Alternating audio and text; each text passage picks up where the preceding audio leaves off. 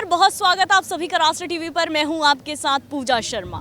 दाबोलिम का joggers park आज पूरी तरह से सज चुका है। यहाँ पर ना सिर्फ गोवा की कलाओं का प्रदर्शन किया जा रहा है, बल्कि पारंपरिक व्यंजनों से भी ये पार्क आज पूरी तरह से सजा हुआ है।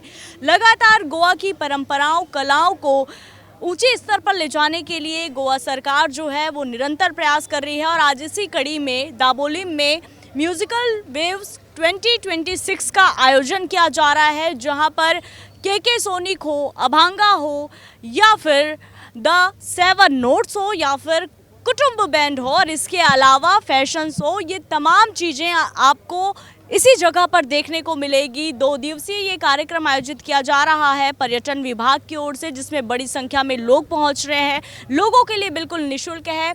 खान पान के साथ ही साथ गोवा की कलाओं का भव्य प्रदर्शन होगा, स्टेज शो होगा, फैशन शो होगा। तो पूरी तरह से अगर देखा जाए तो अब दाबोलिम 2 दिनों तक सेंटर ऑफ अट्रैक्शन रहने वाला है। और इन 2 दिनों में यहाँ पर बड़ी संख्या में लोग ना सिर्फ मौजूद होंगे, बल्कि गोवा की इस कल्चर को और भी पास से जानेंगे और एंजॉय करेंगे। तो जॉगर्स पार्क में हम मौजूद हैं, जहां पर संगीत का एक भव्य आयोजन तो किया जा रहा है और इसके साथ ही साथ स्टॉल्स भी लगाए जा रहे हैं, जिसमें महिलाएं जो खुद से अपने लिए रोजगार बुनती हैं। क्या नाम है आपका? मेरा अंजू शर्मा है। अंजू जी, ये जो स्टॉल आपने लगाया है, ये आपका स्टॉल है? ये हमारा महिला भवन की तरफ से है, जो दाबोलिम के क्षेत्र में पड़ता है, जोगर्स पार्क के पास। मोविन सर की तरफ से महिलाओं को उन्होंने एक सेटअप करके दिया है, जिसमें हम लोग अपना जो भी टैलेंट है, और पहले हम लोगों को ट्रेनिंग दिया है, उसके बाद हम लोग ट्रेन हो गए तो अपने छोटे छोटे चीज़ें बनाते हैं और छोटे से लेके बड़े तक बनाते हैं। मतलब छोटे बच्चों के कपड़ों से लेके और बड़े pant, shirt, skirt, top, uniform, सभी चीज़ों को हम खुद ही बनाते हैं अपने महिला भवन में। और हम लोगों का ग्रुप है, 40 लेडीज़ हैं हम लोगों के ग्रुप में।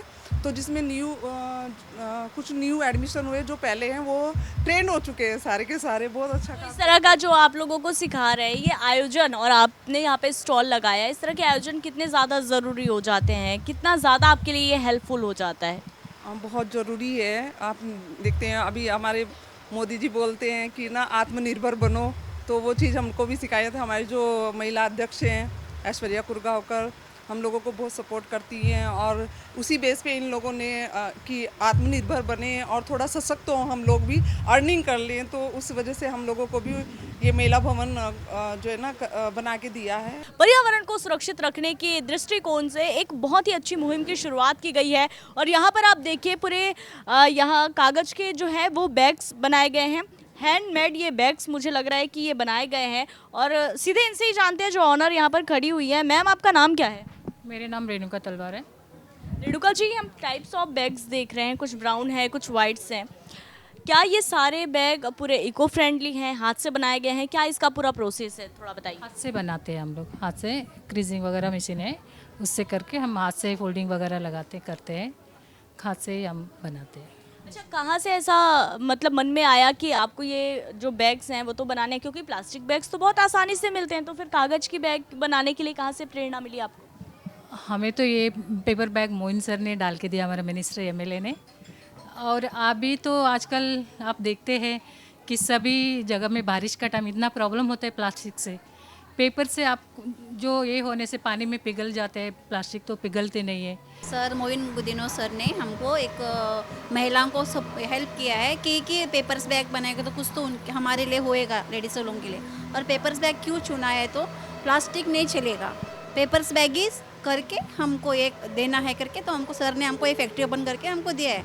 तो हम कहाँ हमको बहुत जगह पे ऑर्डर आती है, तो हम हाथ से बना के भेज देते हैं।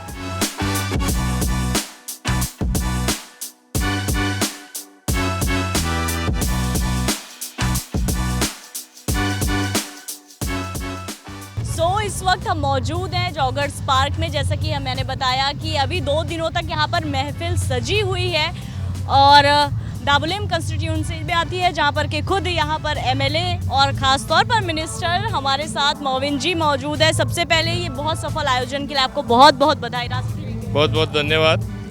सर, इस तरह से जो आयोजन हम करते हैं लगातार देख रहे हैं गोवा सरकार की ओर से अपनी कलाओं को, परंपराओं को लोगों तक पहुंचाने के लिए हर एक पहल की जा रही है। अब एक छोटे से पार्क में इतना बड़ा एक मंच सजा देना, किस तरह से ये ध्यान आया और इसके पीछे का संदेश क्या है सर?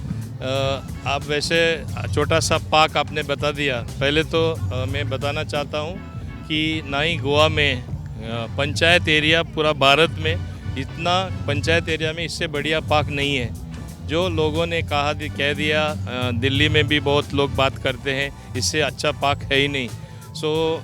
उस ढंग से जो हमें तो टूरिज़्म स्टेट बताया जाता है, ओनली टूरिज़्म लोग इतने जानते हैं, लेकिन इसके साथ साथ अपना इतना मतलब रिच कल्चर है, म्यूज़िक है, डांस है, जो परंपराएं हैं, जो संस्कृति, अपनी संस्कृति है, वो सब इकट्ठा करके मैं समझता हूँ ऐसा म्यूज़िक बजता है कि कोई नाकार नहीं सकता है। सबका मन पसंद होता है और सबको खुशी हो जाती है, और वो खुशियाँ गोवा हमेशा देती आई है।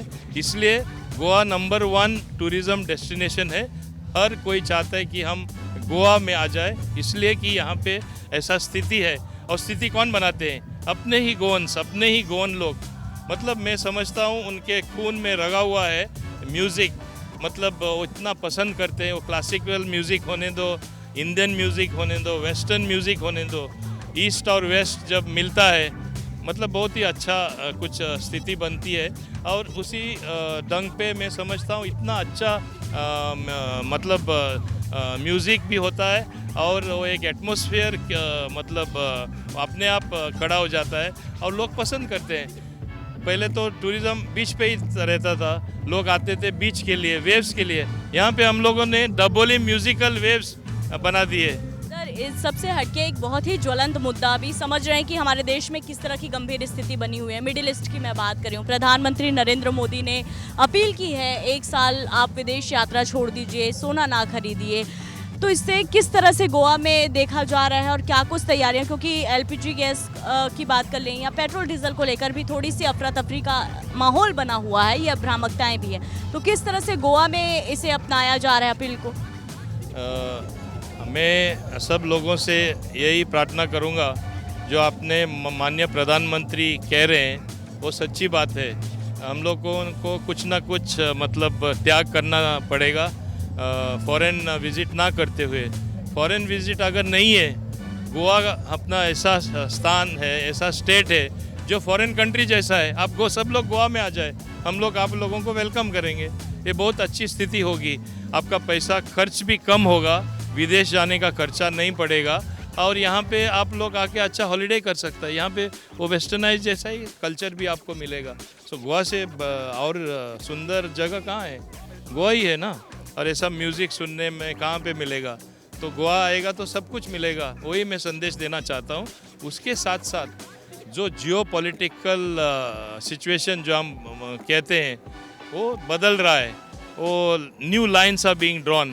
हर तरह का बदल आने वाला है।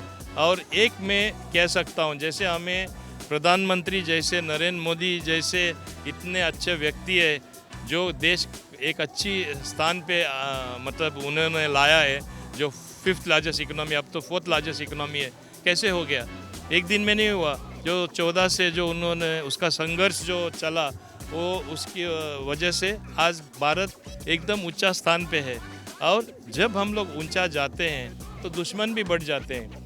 विदेश के लोग या दूसरे देश नहीं चाहते कि हम ज़्यादा प्रगति करें, तो समस्या भी भुगतना पड़ता है। लेकिन इसके साथ साथ हमें ये भी महसूस करना होगा, तो उनके साथ अपने नागरिक जो है इस देश के, उनको भी थोड़ा और नेशनलिस्टिक होना पड़ेगा।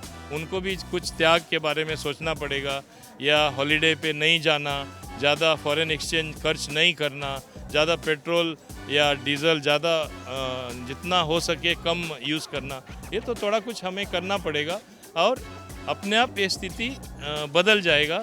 लेकिन एक विश्वास तो हर नागरिक को है, 140 करोड़ नागरिकों में ये विश्वास है, ये प्रधानमंत्री ज़रूर आगे हमें इतना उज्जवल भविष्य बना के देगा कि इंडिया मतलब in every sense of the word हर तरह से एक सुपर पावर बनने जा रहा है। सुपर पावर मतलब खाली अच्छा गन्स या न्यूक्लियर वेपन्स की वजह से नहीं, या अच्छा एयरक्राफ्ट की वजह से नहीं। जहाँ पे कुछ ना कुछ अपने आम आदमी लोग को भी उसका स्थिति बदल के कर एक अच्छा स्थान पे ले आना, वो भी एक बड़ा काम होता है। वो काम उन्होंने मैं समझता एक अच्छा रास्ते पे ले आए हैं और उसकी वजह से अपना देश ज़रूर आगे जाएगा और बहुत आगे जाएगा। यही हमारा स्थिति आगे हो जाएगा और ये सब लोगों को विश्वास है। इस वक्त हमारे साथ मौजूद हैं मिनिस्टर रोहन खाउटे जी, उनसे जानेंगे। रोहन जी, इस तरह से लगातार हम देख रहे हैं कि बाद एक सरकार जो है वो इस तरह से फेस्ट को आयोजित करिए ताकि गोवा का जो कल्चर है वो लोगों तक पहुंचे। पर्यटन एक क्षेत्र है जहाँ से एक स्टेट का कल्चर हो, ट्रेडिशन हो, कलिनरी हो, वेलनेस हो, एडवेंचर हो, बहुत सारी चीज़ें टूरिज़्म की तरफ से हम लोग उसको दिखा सकते हैं। तो हमारा एक मानना है कि Goa as a tourism destination सिर्फ सैंड एंड सी नहीं है। तो गोवा बहुत ब्यूटीफुल है। व्हेन वी से गोवा बियॉन्ड बीचेस, सुंदर गांव, सुंदर कल्चर, और वो देखने के लिए हमें एक करना है कि हमें फेस्टिवल्स या दूसरे प्रोग्राम से दूसरे गांव में, दूसरे कॉन्स्टिट्यूएंसी में जाके वहाँ एक तरह से जागृति करना है यूथ के हिसाब से, एंड ऑल्सो एंश्योर कि लास्ट अंत्योदय हम बोलते हैं, लास्ट माइल तक उनका पर्यटन का इंक्लूसिवली सबको फ़ायदा हो जाए, लोकल्स को फ़ायदा हो जाए, जो पर्यटक आते हैं उसको, वो एरिया के पर्यटक जो आते हैं रहते हैं उनको कुछ फेस्टिवल वहाँ का उसका आस्वाद उनको मिलना है। और हमारी संस्कृति क्या है, हमारा खाना पीना क्या है, गोवा क्या है, वो ये फेस्टिवल के हिसाब से हम दिखा सकते हैं। तो आज दाबोली अपने माविन गुदिनो साहब जो यहाँ के एमएलए हैं और मंत्री हैं, हमारे दोस्त हैं, उन्होंने एक ही सोचा कि जब आप गोवा बियॉन्ड बीचेस बोल रहे हैं, तो जब आप हिंदलैंड में जा रहे हैं, बाकी प्रमोट कर रहे हैं, तो दाबोली और मोरमुआ क्यों नहीं। तो आज और कल 2 दिन के लिए दाबोली म्यूज़िकल वेव्स के अंडर नाम से यहाँ पे 2 दिन का इवेंट है। बहुत टूरिस्ट आए हुए हैं, बहुत लोकल्स भी हैं। तो एक नया फ्लेवर, नया चरिश्मा या नया thought which has come into thanks to our chief minister. I think हम लोग साथ में करके पर्यटन एक नई दिशा और नई मुकाम पे लेके जाने की हमारी कोशिश है। अपार्ट फ्रॉम दैट सर, अभी जिस तरह से विश्व युद्ध, महायुद्ध की ओर हमारा देश बढ़ रहा है, प्रधानमंत्री नरेंद्र मोदी ने अपील की है और कई जगहों पे जो मिनिस्टर्स हैं उन्होंने अपनी गाड़ियां भी कम कर दी, वर्क फ्रॉम होम जैसी बात कही, 1 साल तक फॉरेन ट्रिप नहीं करने के लिए। गोवा की बात करें तो किस तरह की स्थिति गोवा में, कितना ज़्यादा अपील का जो है वो फ़र्क पड़ता है यहाँ नज़र आ रहा है? हमारे नरेंद्र मोदी जी, हमारे प्राइम मिनिस्टर, आगे की सोच के देशवासियों के हमेशा अपना संदेश देते हैं और ये 7 पॉइंट संदेश जो दिया हुआ है वो बहुत महत्वपूर्ण है हर भारतीय नागरिक को। हम लोग भारतीय नागरिक हैं और हमारा लीडर है नरेंद्र मोदी जी। सो उन्होंने जब आज आह्वान किया है कि ये 7 स्टेप्स फॉलो करें, तो हर इंडिविजुअल का, जैसे हम कॉन्स्टिट्यूशन फॉलो करते हैं वैसे हमारी जिम्मेदारी है कि ये पूरे हम लोग अपने अंदर से ये सब स्टेप्स फॉलो करें। फ्यूल हो या फॉरेन ट्रिप्स हो या ऑफ फ्यूल का, सब इकोनॉमिकली जो बाहर के बाकी के देश जो सफ़र कर रहे हैं वो आज तक भारत देश नहीं सफ़र कर रहा है। ये हो रहा है क्योंकि नरेंद्र मोदी जी ने जो स्टेप्स लिए हैं लास्ट 2014 से, उसका रिज़ल्ट हमें आज दिखाई पड़ रहा है। जीडीपी कांस्टेंट है, at the same time inflation थोड़ा बढ़ रहा है। तो भारत देश को आगे विश्वगुरु बनाना है, विकसित बनाना है, ये सोच के हमें तो लगता है कि हर भारतीय नागरिक ने अपनी रिस्पॉन्सिबिलिटी देश के लिए करना है। और जो भी रिस्पॉन्सिबिलिटी करना है, क्योंकि अभी आप पर्यटन के हिसाब से देखें तो डोमेस्टिक टूरिज़्म इतना फ्लरिशिंग हो रहा है, तो लोगों की ये एक ही संदेश है कि आप डोमेस्टिक टूरिज़्म पूरा देश देखिए, इनक्रेडिबल इंडिया है, आप देश देखिए, देश घूमिए। ऐसे बोला जाता है कि एक जनरेशन बस नहीं है अपना एक देश देखने के लिए। Different cultures, different culinary, different language, and yet we are one, unity and diversity. तो उनका संदेश आगे लेके जाना और ये करना हमारी सोल रिस्पॉन्सिबिलिटी रहती है। और सब ओनली गोवा के नागरिक ऐसे नहीं, पूरे भारत के नागरिकों ने ये फॉलो करना है देश को आगे बढ़ाने के लिए, and to tide over this type of situations जो किसी के हाथ में नहीं है। Thank you so much. तो ये थे पर्यटन मंत्री रोहन खाउटे, जिन्होंने साफ तौर पर ये संदेश दिया है कि गोवा को सिर्फ और सिर्फ सन सेंट सिया के लिए ना जाना जाए। गोवा की एक अलग पहचान है, एक अलग संस्कृति, और यही कारण है कि हर बार हर वो छोटे छोटे स्टेप्स जो है वो गोवा सरकार उठा रही है ताकि गोवा की जो संस्कृति, जो कला है, जो नृत्य है, वो पूरे देश तक, और ना सिर्फ देश बल्कि विदेश तक पहुंचाया जाना चाहिए। और इसी बीड़ा को उठाते हुए ये एक पहल की गई। और साथ ही साथ जिस तरह से मिडिल ईस्ट में हालात बने हुए हैं, प्रधानमंत्री नरेंद्र मोदी की अपील पर उन्होंने साफ तौर पर कह दिया है कि प्रधानमंत्री नरेंद्र मोदी जो है वो भविष्य को सोचकर ही इस तरह से फैसले लेते हैं। तो ना सिर्फ गोवावासी बल्कि पूरे देशवासियों को उनकी इस बातों पर अमल करना चाहिए, क्योंकि जिस तरह की सिचुएशन अभी बनी हुई है उस सिचुएशन में भी भारत बहुत ज़्यादा राहत पर है। कैमरामैन अमय के साथ पूजा शर्मा, राष्ट्र टीवी।